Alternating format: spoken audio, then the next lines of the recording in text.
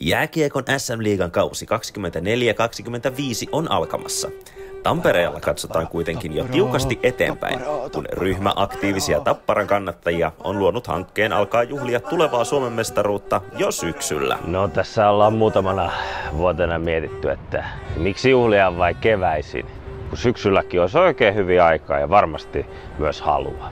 Tampereen Nokia-areenalle onkin jo alkanut valua railakasta juhlakansaa. Syyskuinen sääkään ei ole este, kun kyseessä on oma rakas seura.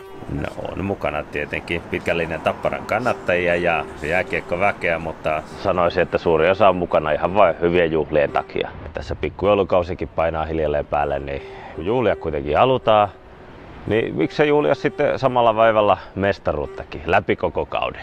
No, miltä tämä historiallinen 4. Suomen mestaruusputkeen sitten tuntuu? No eihän tätä oikein vielä voi käsittää. Ihan uskomaton joukkue. Tulevat varmasti antamaan kaikkeensa ja hoitamaan muodollisuudet jäällä.